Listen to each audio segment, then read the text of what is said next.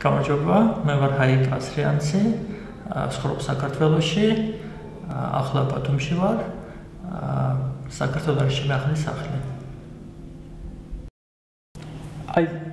When I first visited Tbilisi back in 2008, I saw only a very small part of it.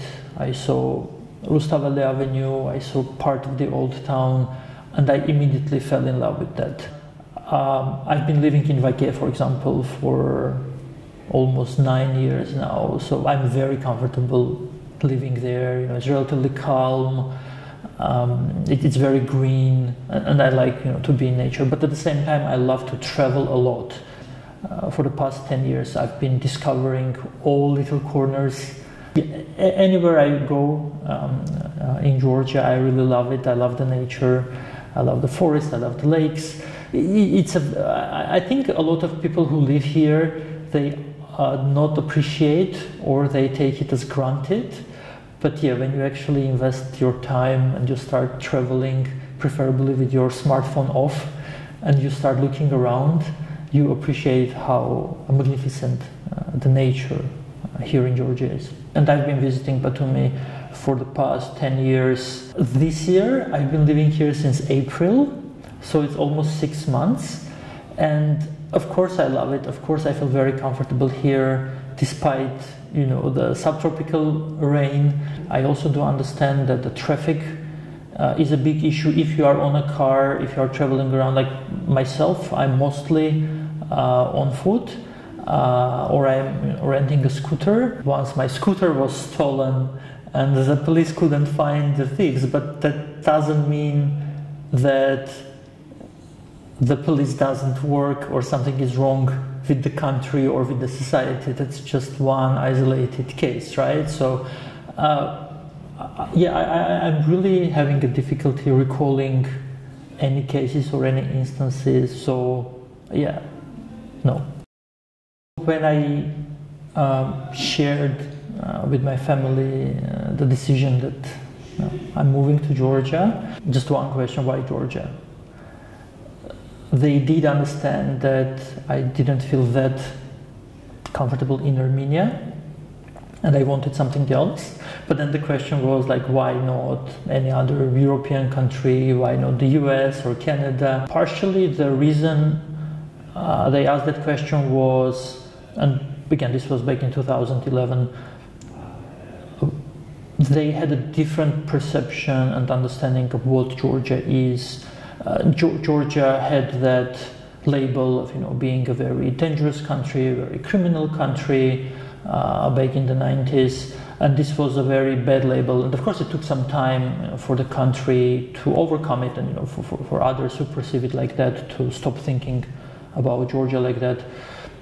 And then they started visiting me almost every year, so now they know what Georgia actually is, what the new Georgia is. My background is mostly in marketing and sales, but I come from the IT and communications industry. So, and at the same time, I was also always helping startups and entrepreneurs to build their startups and to go to market. So when I moved to Georgia, I worked as a consultant. I worked in an advertising agency, but then eventually I decided to focus on the thing that I love the most, and that is helping other entrepreneurs start their businesses, and that's what I've been doing for the past almost 4 years now. One of the biggest challenges that we have is growing our team, is hiring new people. Of course, Georgians are very talented. We see a lot of talented people here, but it's very difficult to find people who have the motivation to work in this environment, to join a small organization which tries to have a positive impact. They prefer to get a full-time job in a more stable corporate environment. I wouldn't rush into labeling Georgian society as xenophobic, but I believe as in any other society, there are individuals who demonstrate xenophobia. Armenia sends one of the biggest numbers of tourists to Georgia.